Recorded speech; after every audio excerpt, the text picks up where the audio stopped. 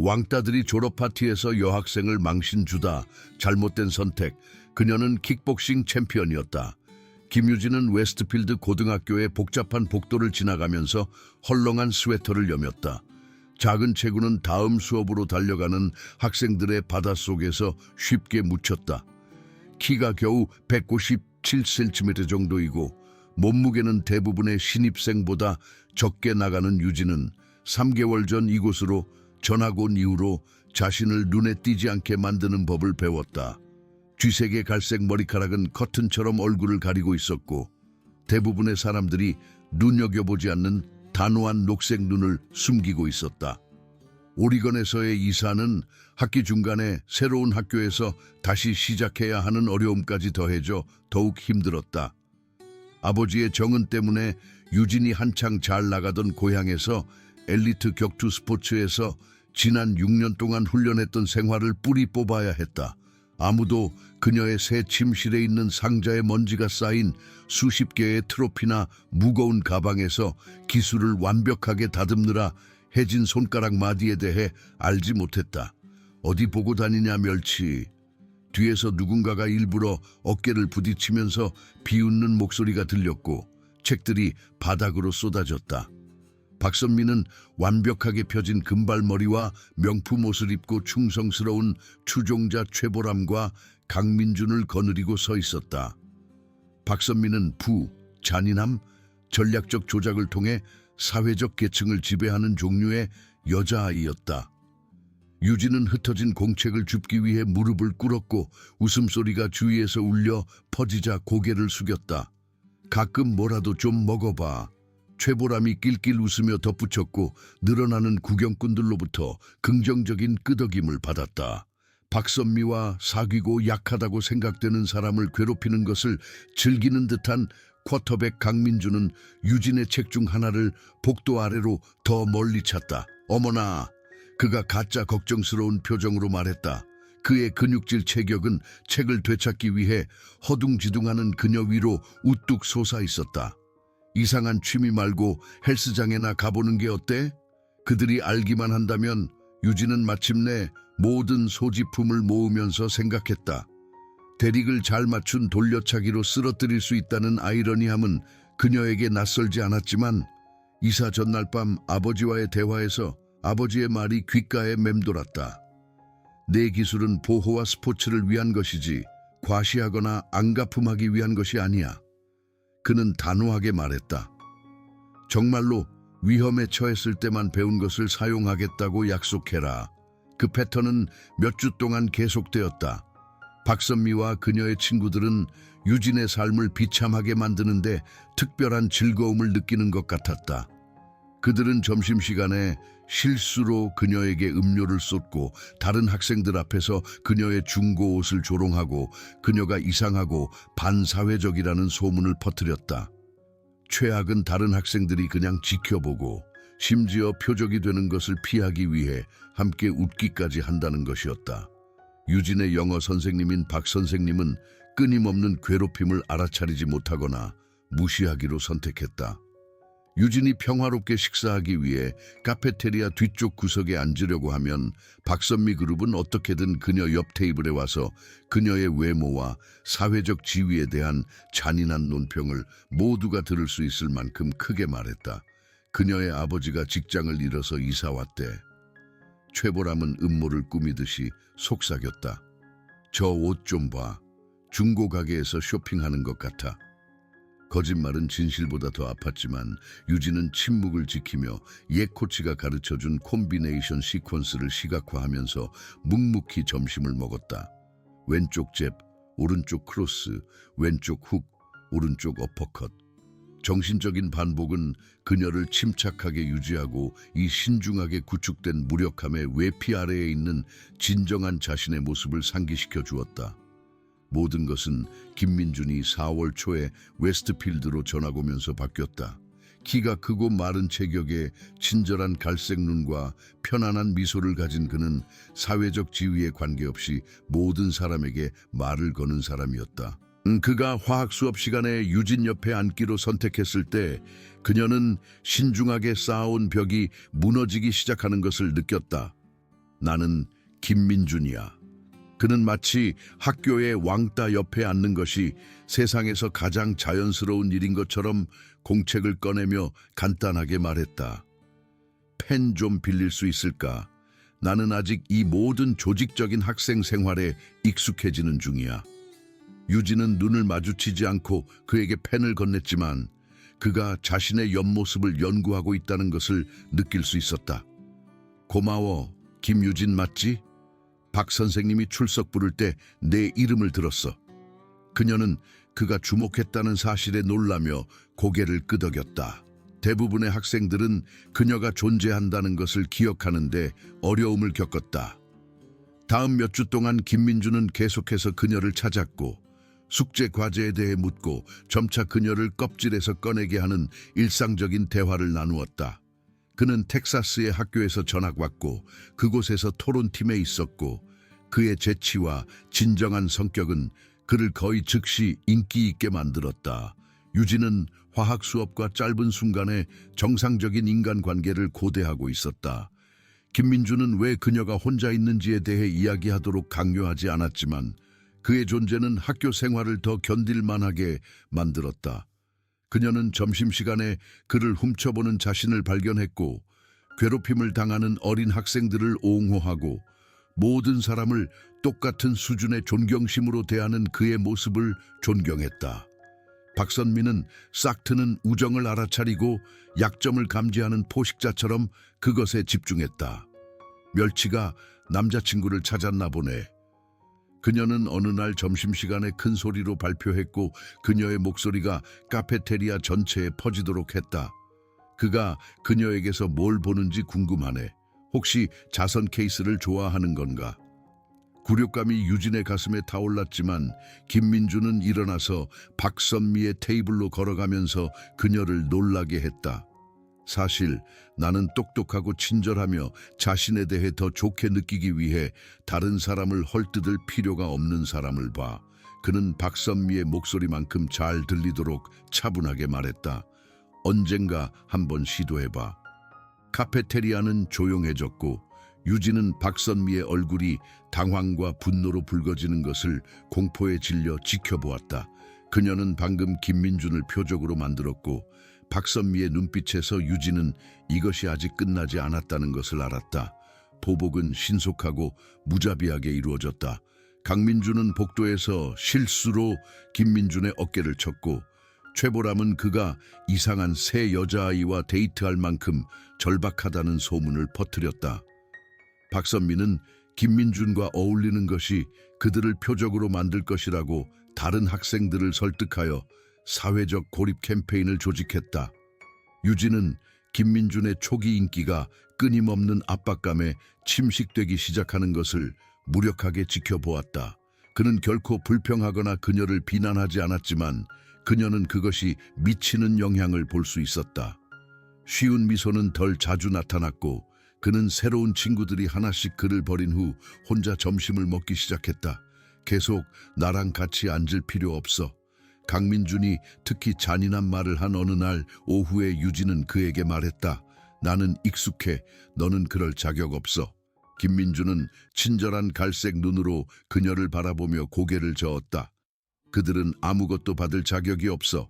게다가 나는 너와 함께 앉는 것이 좋아. 너는 이곳에서 가장 진실한 사람이야.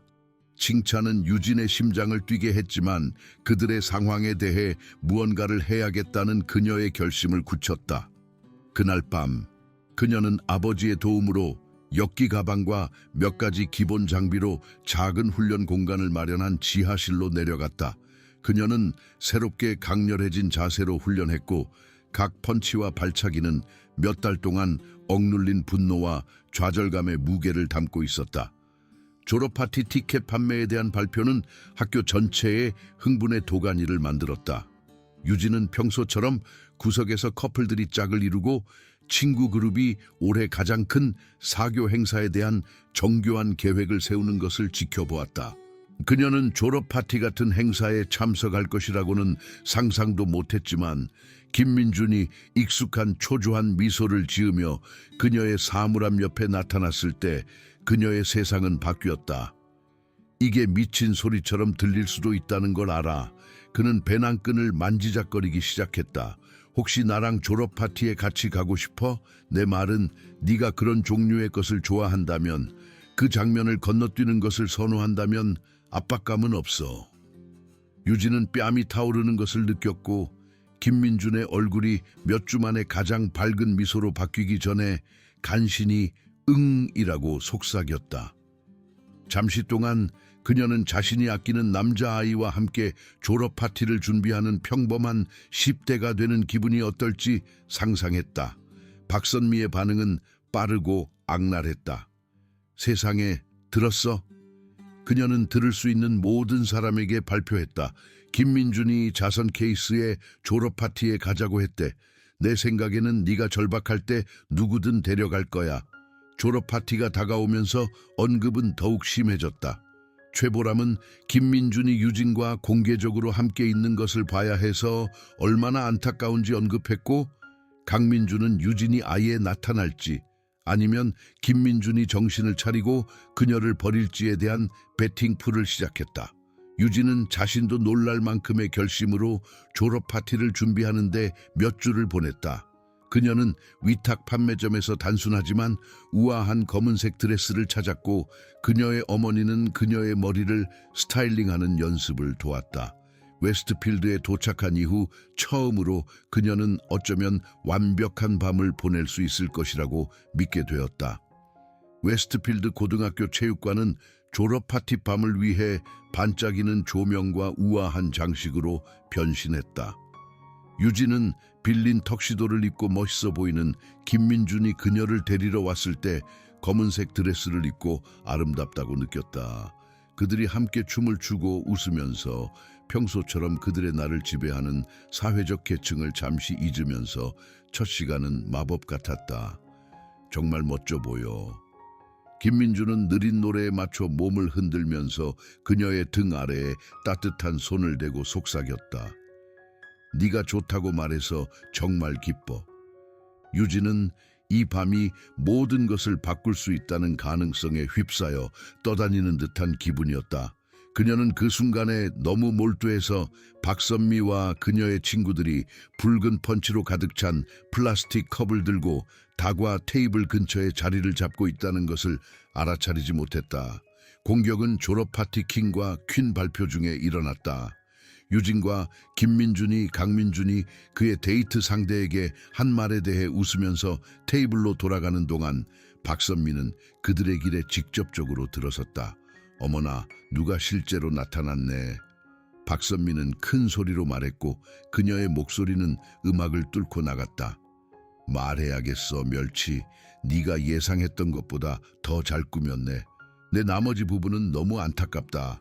유진이 반응하기도 전에 박선미는 컵을 들어 유진의 드레스 앞면에 내용물을 모두 쏟았다. 차가운 펀치는 즉시 천을 적셨고 붉은 얼룩은 피처럼 검은색 재료에 퍼졌다. 근처 학생들이 쳐다보기 위해 돌아섰고 일부는 당혹스러운 모습을 기록하기 위해 휴대폰을 꺼내면서 음악이 멈춘 것 같았다. 어머나. 박선미는 가짜 걱정스러운 표정으로 말했다. 내가 얼마나 어설픈지. 그래도 빨간색이 내 색깔에 더 잘 어울릴 것 같아. 강민주는 그녀 뒤에서 큰 소리로 웃었다. 어쩌면 이제 그녀의 뺨에 약간의 색깔이 생길 거야. 최보람은 젖어있고 당황한 채 서 있는 유진의 사진을 찍으면서 낄낄 웃었다. 유진은 익숙한 당혹감과 분노가 가슴 속에서 솟아오르는 것을 느꼈지만 이번에는 달랐다.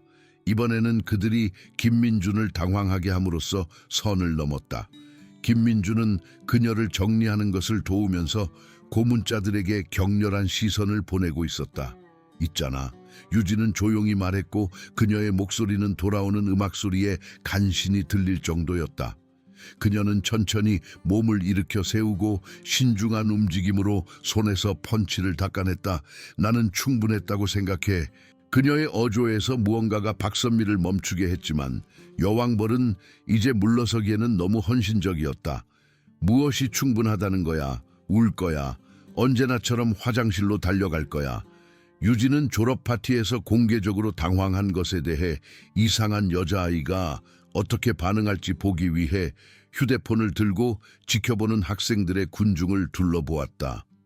그녀는 진정으로 위험에 처했을 때만 기술을 사용하라는 아버지의 말을 생각했지만 김민준의 걱정스러운 얼굴을 바라보고 몇 달 동안의 고통을 기억하면서 그녀는 자신의 감정적 행복도 신체적 안전만큼 중요하다는 것을 깨달았다. 사실은 유진은 목소리를 더 크게 내며 말했다. 나는 당신이 사람들 위를 걸어 다니도록 내버려 두는 것을 끝냈다고 생각해. 그녀는 앞으로 나아갔고 처음으로 박선미는 무언가가 다르다는 것을 감지하는 것 같았다. 유진의 자세가 바뀌었고 그녀의 어깨는 곧게 펴졌고 그녀의 자세는 수년간의 훈련을 말해주는 방식으로 균형을 이루었다. 몇 달 동안 자신을 눈에 띄지 않게 만들었던 쥐 같은 여자아이는 사라지고 조용한 자신감과 통제된 힘으로 움직이는 누군가로 대체되었다. 그것에 대해 뭘 할 건데 멸치. 강민준이 끼어들어 박선미 옆으로 걸어갔다.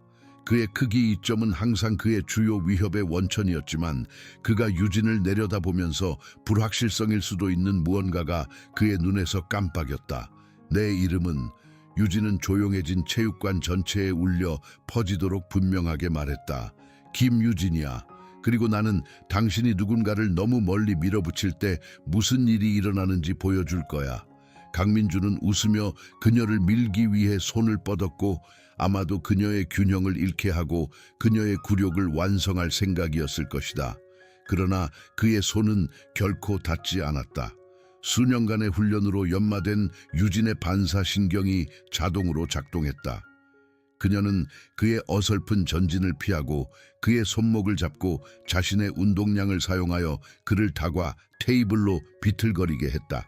펀치볼과 간식으로 가득 찬 테이블을 치는 강민준의 충돌 소리는 총소리처럼 체육관에 울려 퍼졌다.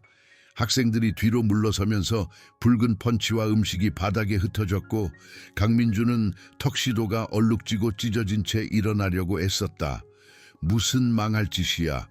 그는 당황과 분노로 얼굴이 붉어진 채 말했다. 너희들.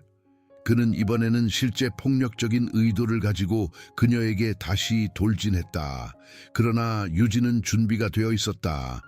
강민준이 그녀에게 맹렬하게 휘두르자 그녀는 그의 팔 아래로 몸을 숙이고 그의 복부에 정확한 어퍼컷을 날려 숨을 헐떡이며 몸을 웅크렸다. 그가 회복하기 전에 그녀는 회전하여 그의 중간 부분에 돌려차기를 연결하여 바닥으로 쓰러뜨렸다. 강민준이 바닥에 누워 숨을 쉬기 위해 애쓰면서 체육관은 충격적인 중얼거림과 숨소리로 가득 찼다.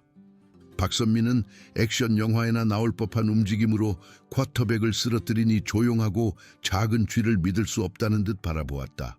그건 불가능해. 최보람은 여전히 휴대폰으로 녹화하면서 속삭였다. 그녀는 너무 작아.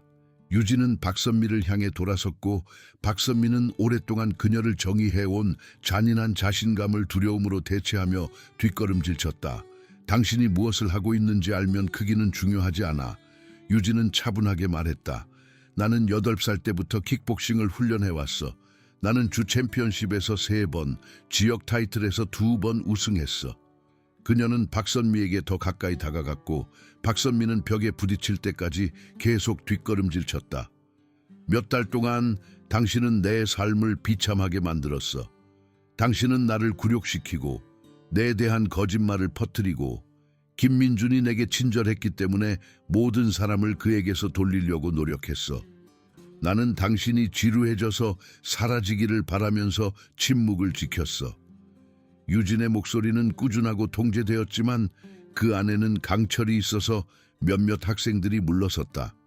하지만 오늘 밤 당신은 선을 넘었어. 당신은 특별한 밤이어야 할 밤에 모든 사람들 앞에서 나를 굴욕시켰어. 더 중요한 것은 당신은 내가 아끼는 사람을 다치게 했어.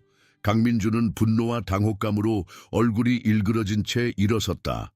너는 그 대가를 치를 거야, 괴물아. 그는 또 다른 공격을 위해 주먹을 뒤로 뺐다. 이번에는 유진은 자신을 방어하지 않았다. 그녀는 댄서처럼 움직여 강민준의 어설픈 공격 시도를 피하면서 그를 무릎 꿇게 만드는 압력점에 정확한 타격을 가했다. 그의 갈비뼈에 대한 빠른 펀치 콤비네이션과 그의 어깨에 대한 팔꿈치가 이어져 그의 특징에 새겨진 진정한 고통과 함께 그를 다시 뻗게 했다. 가만히 있어. 유진은 수년간 자신의 기술을 완벽하게 다듬은 사람의 위험으로 그를 내려다보며 명령했다. 나는 이미 한 것보다 더 많이 당신을 다치게 하고 싶지 않아. 체육관은 강민준의 힘든 호흡과 스피커에서 나오는 희미한 음악 소리를 제외하고는 완전히 조용해졌다. 방에 있는 모든 학생들은 충격, 두려움, 그리고 마지못해 존경심이 섞인 표정으로 유진을 응시하고 있었다. 몇 달 동안 무시하거나 조롱했던 그 소녀는 기술과 결단력만으로 사회적 계층을 체계적으로 해체했다. 김민주는 놀라움으로 눈이 커진 채 그녀 옆에 나타났다. 유진, 어디서 그런 걸 배웠어? 그녀는 몇 달 만에 처음으로 진정한 미소를 지으며 그에게 돌아섰다. 오리건에 있는 엘리트 격투 스포츠. 나는 10살 때부터 경쟁해 왔어. 박선미는 벽에 기대어 있었고 이전의 잔인함은 진정한 공포로 대체되었다. 너는 미쳤어. 그녀는 속삭였다. 나는 당신이 우리를 공격했다고 모든 사람에게 말할 거야. 유진은 휴대폰을 들고 있는 수십 명의 학생들을 체육관에서 둘러보았고 그들은 모두 전체 대결을 녹화했다. 어서 해. 그녀는 차분하게 말했다. 모두가 누가 이것을 시작했는지 봤어. 모두가 강민준이 먼저 나를 공격하는 것을 봤어. 내가 한 일은 나 자신을 방어한 것뿐이야. 그녀는 여전히 갈비뼈를 잡고 바닥에 있는 강민준 옆에 무릎을 꿇었다. 잠시 동안 그녀는 그를 완전히 망가뜨릴 수 있는 마무리 일격을 가할 수 있었고 그가 다른 사람에게 가했던 무력감과 굴욕감을 느끼게 할 수 있었다. 대신 그녀는 그를 돕기 위해 손을 내밀었다. 나는 이것보다 훨씬 더 심하게 당신을 다치게 할 수 있어. 그녀는 조용히 말했고 그녀의 목소리는 박선미와 최보람이 들을 수 있을 만큼 충분히 멀리 들렸다. 하지만 나는 당신과 같지 않아. 나는 고통을 즐기지 않아. 강민주는 잠시 동안 그녀의 내민 손을 응시하다가 받아들여 그녀가 일어서도록 도왔다. 그 제스처는 어떤 위협보다 더 크게 말했고 그의 수년간의 괴롭힘이 결코 보여주지 못한 성격의 강점을 보여주었다. 미안해. 그는 간신히 들릴 정도로 말했다. 나는 몰랐어. 그것은 당신이 한 일을 변명하지 않아. 유진은 단호하게 대답했다. 하지만 그것은 시작이야. 그녀는 체육관 전체를 향해 돌아섰고 그녀의 목소리는 충격에 빠진 침묵 속에서 분명하게 울려 퍼졌다. 나는 모두가 무언가를 이해하기를 바라. 몇 달 동안 당신은 박선미와 그녀의 친구들이 내 삶을 비참하게 만드는 것을 지켜봤어. 어떤 사람들은 웃었어. 어떤 사람들은 참여했어. 대부분은 그냥 방관하고 아무것도 하지 않았어. 그녀의 말이 집에 와 닿자 학생들이 불편하게 움직였다. 나는 더 이상 그것에 대해 화가 나지 않아. 왜냐하면 나는 이해하기 때문이야. 당신은 스스로 표적이 되는 것을 두려워했어. 하지만 지금부터는 상황이 달라질 거야. 유진은 박선미가 여전히 벽에 기대어 있는 곳으로 걸어갔다. 당신은 선택을 해야 해. 그녀는 조용히 말했다. 당신은 계속해서 두려움과 잔인함을 통해 이 학교를 지배하려고 노력할 수 있고 나는 매번 당신을 막기 위해 거기에 있을 거야. 아니면 사람들을 기본적인 인간의 품위로 대하는 법을 배울 수 있어. 박선미의 목소리는 간신히 속삭임으로 나왔다. 나에게서 무엇을 원해? 사과. 유진은 간단하게 말했다. 나에게, 김민준에게, 그리고 당신이 올해 표적으로 삼은 다른 모든 학생들에게 가짜 연기가 아닌 진정한 사과. 침묵은 영혼처럼 느껴지기까지 이어졌고 마침내 박선미가 입을 열었다. 미안해. 그녀는 떨리는 목소리로 말했다. 모든 것에 대해 미안해. 이름, 소문, 모든 것에 대해. 유진은 박선미가 자신의 행동의 영향을 진정으로 이해하는 데 시간이 걸릴 것이라는 것을 알 수 있었지만 사과를 받아들였다. 그녀는 그녀를 처음 보는 것처럼 바라보고 있는 김민준에게 돌아섰다. 여기서 나가고 싶어? 그녀는 펀치 얼룩진 드레스를 가리키며 물었다. 옷을 갈아입어야 할 것 같아. 그들이 출구를 향해 걸어갈 때 학생들이 그들이 지나가도록 갈라섰고 많은 사람들이 여전히 휴대폰으로 녹화하고 있었다. 유진은 그들 뒤에서 속삭이는 대화가 시작되는 것을 들을 수 있었고 무슨 일이 일어났는지에 대한 이야기가 이미 소셜미디어를 통해 퍼지고 있었다. 네가 이 모든 것을 숨기고 있었다니 믿을 수 없어. 그들이 시원한 밤 공기 속으로 발을 내디뎠을 때 김민준이 말했다. 너는 슈퍼히어로 같아. 유진은 웃었고 그 소리는 몇 달 동안보다 더 가볍고 자유로웠다. 나는 그냥 밀려나는데 지친 사람이야.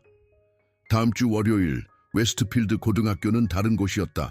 유진의 강민준과 박선미와의 대결 영상은 주말 동안 입소문이 났고 왕때 맞선 그녀를 칭찬하는 캡션과 함께 수천 번 공유되었다. 전에 그녀에게 말을 걸어본 적이 없는 학생들이 다가와 그들의 존경심과 지지를 표했다. 더 중요한 것은 학교 문화가 바뀌기 시작했다는 것이다. 공개적인 패배에 겸손해진 박선미는 괴롭힘 캠페인을 중단하고 보상하려고 노력하는 느린 과정을 시작했다.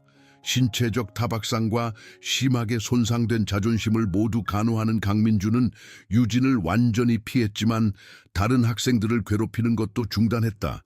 이전에 괴롭힘 행동에 눈을 감았던 교사들은 갑자기 용기가 무엇인지 보여준 조용한 소녀에게 영감을 받아 더욱 경계하게 되었다. 행정부는 심지어 유진을 초대하여 어린 학생들에게 자신과 다른 사람들을 옹호하는 것에 대해 이야기하도록 했다.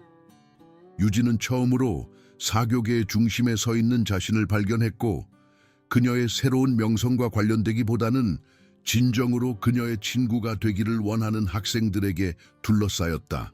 그러나 가장 중요한 관계는 모든 것을 통해 그녀의 곁을 지켜준 김민준과의 관계였다.